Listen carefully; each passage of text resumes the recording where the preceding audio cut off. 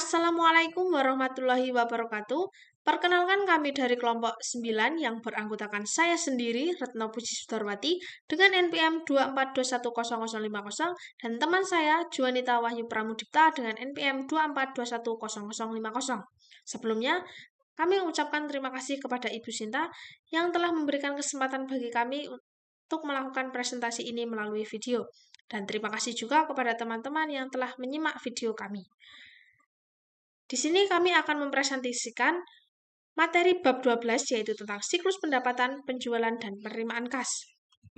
Daftar isi yang akan kami sampaikan presentasi kali ini yang pertama ada tujuan pembelajaran, yang kedua pendahuluan, yang ketiga sistem informasi siklus pendapatan, yang keempat entry pesanan penjualan, yang kelima pengiriman, yang keenam penagihan, yang ketujuh penerimaan kas, dan yang kedelapan kesimpulan.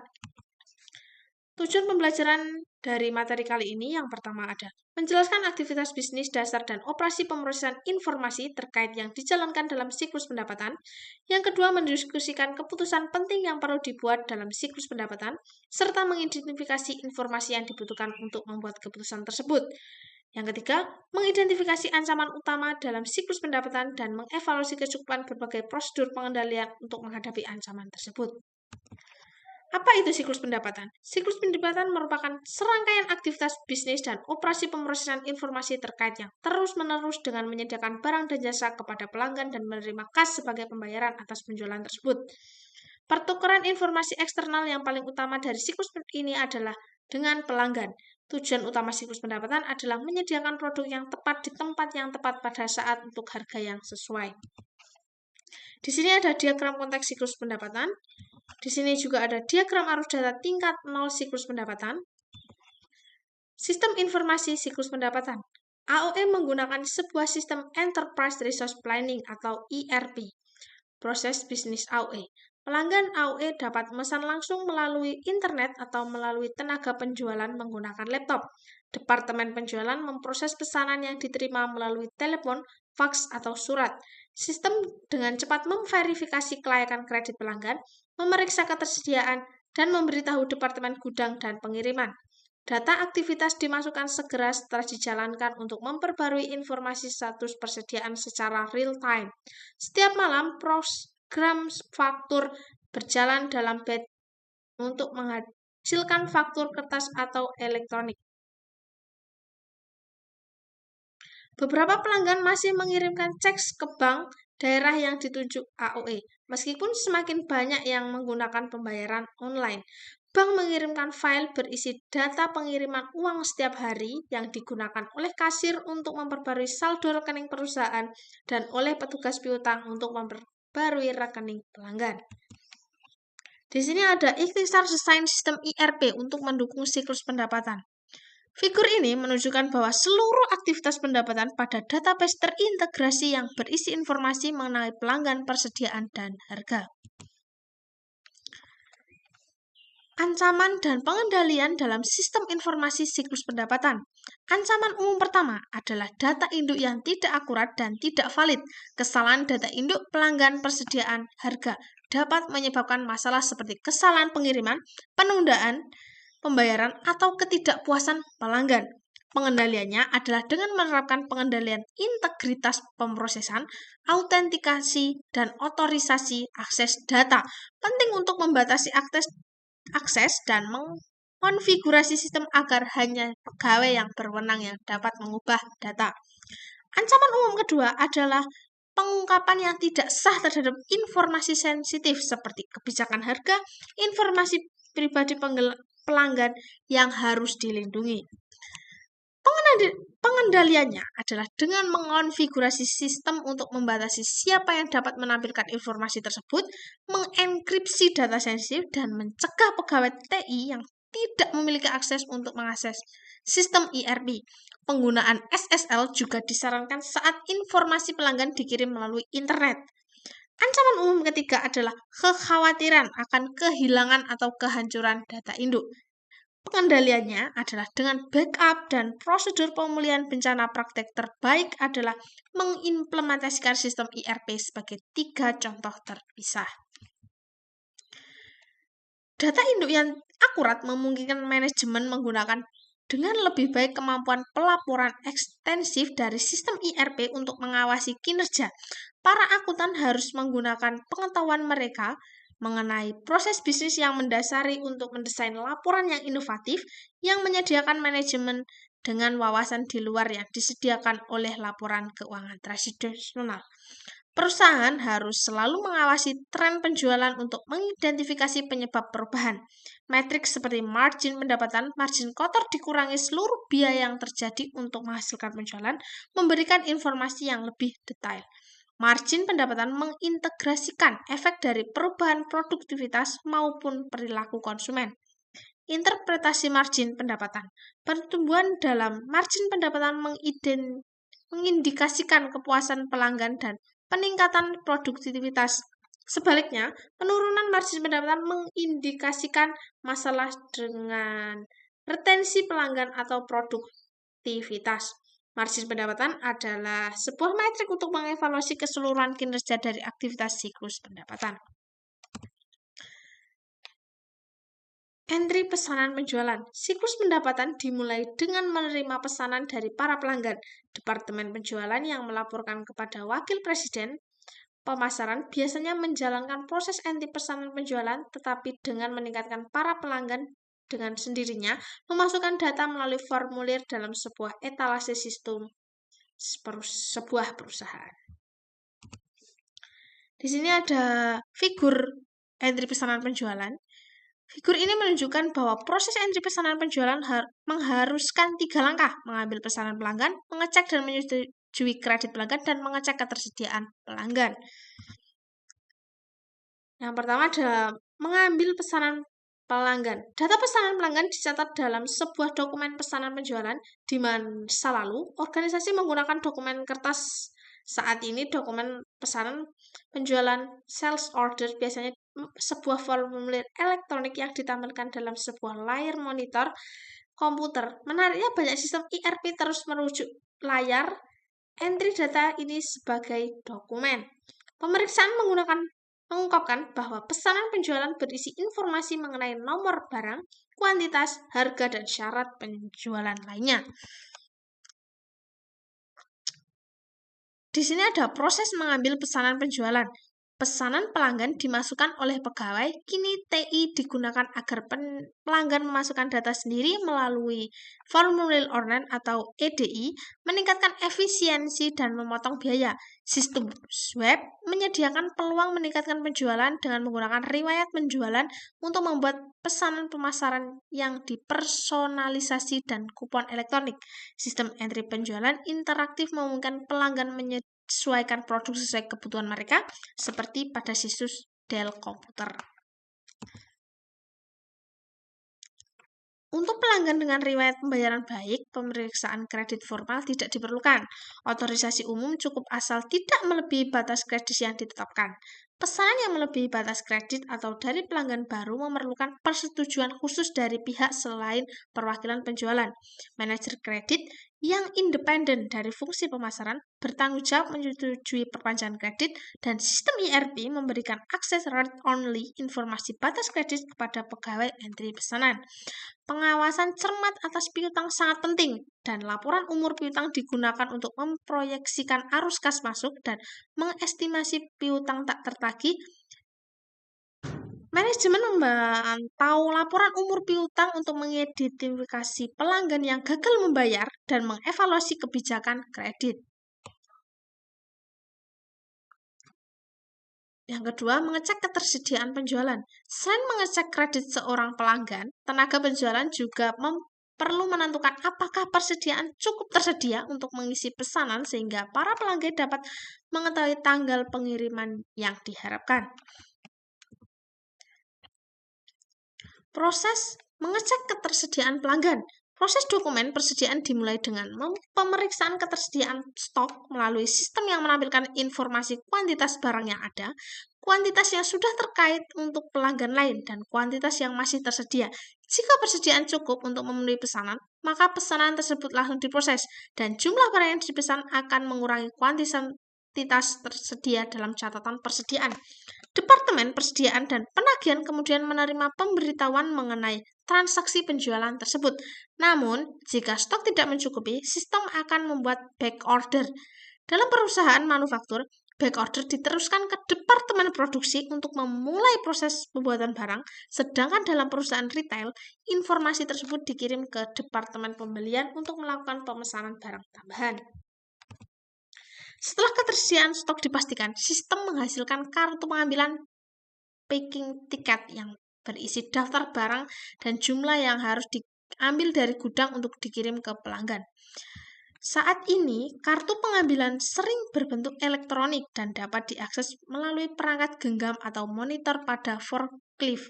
Untuk meningkatkan efisiensi, urutan barang dalam kartu pengambilan disusun berdasarkan lokasi penyimpanan di gudang, bukan berdasarkan urutan pesanan penjualan. Proses ini bertujuan untuk memastikan pesanan pelanggan terpenuhi tepat waktu, menjaga akurasi data persediaan, meningkatkan koordinasi antar departemen, serta mempercepat proses pengiriman barang. Ancaman dan pengendalian dari mengecek ketersediaan barang. Yang pertama, ancaman utama kehabisan stok out menyebabkan kehilangan penjualan. Yang kedua, kelebihan persediaan meningkatkan biaya penyimpanan dan menurunkan profitabilitas. Yang ketiga, penurunan harga akibat kelebihan stok dapat merusak citra perusahaan. Untuk pengendalian melalui sistem ERP, yang pertama adalah sistem ERP terintegrasi mendukung metode persediaan perpetual, itu meminimalkan resiko stock out. Dan yang kedua, ketepatan data sangat bergantung pada input akurat dari petugas penjualan dan pengiriman. Yang ketiga, merespon permintaan pelanggan. Selain memproses pesanan pelanggan, proses entry pesanan penjualan juga menyertakan respon terhadap permintaan pelanggan. Terkadang permintaan pelanggan ini terjadi sebelum pesanan dan sering terjadi setelah pesanan ditempatkan. Respon yang paling cepat dan akurat terhadap permintaan pelanggan menjadi faktor penting dalam menjaga keberhasilan jangka panjang perusahaan. Tujuannya adalah untuk mempertahankan pelanggan karena biaya untuk mendapatkan pelanggan baru bisa mencapai 5 kali lipat dibandingkan biaya untuk mempertahankan pelanggan yang sudah ada. Salah satu cara untuk memantau tingkat retensi pelanggan adalah dengan membuat laporan periodik mengenai usia pelanggan berdasarkan lama waktu mereka bertransaksi. Namun, retensi pelanggan tidak cukup hanya dengan memberikan kepuasan, tapi juga harus mampu menciptakan loyalitas. Penelitian menunjukkan bahwa pelanggan yang menilai kepuasan mereka pada tingkat tertinggi memiliki kemungkinan jauh lebih besar untuk melakukan pembelian ulang dibandingkan pelanggan yang hanya sedikit puas. Kunci dalam membangun kepuasan dari loyalitas pelanggan terletak pada kualitas layanan dan interaksi purna jual. Untuk mendukung upaya tersebut, banyak perusahaan menggunakan sistem Customer Relationship Management (CRM) yang berfungsi mengelola informasi pelanggan guna meningkatkan efisiensi dan personalisasi layanan. Sistem CRM memungkinkan identifikasi pelanggan prioritas, membantu menciptakan penjualan tambahan melalui analisis riwayat transaksi, dan memungkinkan pendekatan proaktif dalam melayani pelanggan. Dalam konteks layanan digital, sistem perusahaan sebaiknya menyediakan fitur interaksi seperti layanan chat, fax dinamis, serta akses dengan PIN agar pelanggan dapat memeriksa status pesanan atau akun mereka secara mandiri. Selain itu, forum pelanggan dapat menjadi sarana bagi pelanggan untuk saling berbagi pengalaman dan saran. Penerapan teknologi ini terbukti mampu menurunkan biaya layanan pelanggan secara signifikan. Sebagai contoh, Wells Fargo melaporkan bahwa pelanggan yang menggunakan akses online ke rekeningnya melakukan 40% lebih sedikit panggilan ke departemen layanan pelanggan dibandingkan dengan pelanggan tanpa akses online.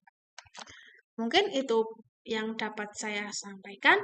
Selanjutnya akan dilanjutkan oleh teman saya, Juanita Wahyu Pramudipta. Pengiriman. Fungsi ini bertanggung jawab untuk memenuhi pesanan pelanggan yang telah disetujui. Ini terdiri dari 2 aktivitas. Yang pertama yaitu mengambil dan mengepak pesanan. Gudang menggunakan daftar pengambilan atau picking tiket, dokumen yang berasal dari entry pesanan penjualan untuk mengambil barang. Pemisahan tugas antara fungsi pengambilan barang dan penyimpanan persediaan sangat penting untuk pengendalian internal. Yang kedua yaitu mengirim pesanan. Bagian pengiriman membandingkan barang yang diambil dengan salinan pesanan penjualan dan membuat slip pengepakan atau packing slip dan beban muatan atau bill of lading. Ini memastikan barang yang tepat dikirim ke lokasi yang benar. Ancaman utama di sini adalah pencurian persediaan yang diatasi dengan dokumen dan rekonsiliasi yang ketat. Ini adalah DAD tingkat 1 dari pengiriman. Berikutnya adalah contoh slip pengepakan. Dan yang terakhir ada bill of lading. Selanjutnya yaitu penagihan. Setelah barang dikirim, perusahaan berhak menagih pelanggan. Yang pertama yaitu ada penagihan faktur. Fungsi penagihan membuat faktur penjualan sales invoice berdasarkan data dari pesanan penjualan dan dokumen pengiriman. Penting untuk memastikan semua yang dikirim telah ditagih. Ancaman kegagalan menagih biasanya melalui rekonsiliasi periodik antara pesanan, pengiriman, dan faktur. Selanjutnya yaitu pemeliharaan piutang. Bagian piutang usaha memperbarui catatan akun pelanggan berdasarkan faktur yang dikeluarkan dan pembayaran yang diterima. Ada dua cara utama. Yang pertama menggunakan metode faktur terbuka, open invoice. Pelanggan membayar setiap faktur secara spesifik. Atau yang kedua metode saldo berputar, balance forward. Pelanggan membayar total saldo bulanan. Dokumen kunci di sini adalah memo kredit yang digunakan untuk penyesuaian, pengembalian diskon, atau tunjangan, dan harus disetujui oleh manajer kredit. Berikut adalah contoh DAD tingkat 1 dari proses penagihan. Dan ini juga contoh dari faktur penjualan. Dan ini adalah contoh laporan bulanan. Selanjutnya, penerimaan kas. Ini adalah aktivitas penutup, di mana kas dari pelanggan diterima dan disetorkan ke bank. Yang pertama, penanganan kas. Ancaman terbesar di sini adalah pencurian kas. Untuk mengatasi ini, fungsi penanganan kas atau juru tulis kas harus dipisahkan dari fungsi posting ke piutang usaha. Seluruh penerimaan kas harus disetorkan ke bank setiap hari. Selanjutnya, penggunaan logbook. Banyak perusahaan menggunakan peti uang atau logbook tersebut, di mana pelanggan mengirimkan pembayaran langsung ke kotak pos bank. Bank kemudian menyetor dana dan mengirimkan salinan kiriman uang atau remittance advice ke perusahaan, yang secara drastis mengurangi penanganan kas oleh karyawan internal. Selanjutnya, rekonsiliasi. Akun bank harus direkonsiliasi secara independen untuk memastikan bahwa kas yang dicatat sama dengan kas yang disetorkan. Berikut adalah contoh dari memo kredit. Selanjutnya ada contoh dari EFT dan FED. Terakhir, kesimpulan. Setiap aktivitas dalam siklus pendapatan memiliki ancaman spesifik, seperti penjualan kredit kepada pelanggan yang berisiko buruk, kehabisan persediaan, atau pencurian kas, yang memerlukan prosedur pengendalian internal yang lebih spesifik dan terintegrasi. Pemisahan tugas merupakan prinsip pengendalian yang paling ditekankan, terutama antara fungsi penanganan kas, penagihan, dan pencatatan piutang. Secara keseluruhan, bahwa implementasi sistem ERP, Enterprise Resource Planning, sangat penting untuk mengintegrasikan keempat aktivitas ini. ERP memungkinkan pemrosesan transaksi yang real-time, validasi data yang otomatis, dan peningkatan arus informasi, sehingga meningkatkan efisiensi operasional dan memperkuat pengendalian internal di seluruh siklus pendapatan. Terima kasih. Sekian yang dapat disampaikan dari kelompok 9. Mohon maaf apabila ada kata dan salah perbuatan.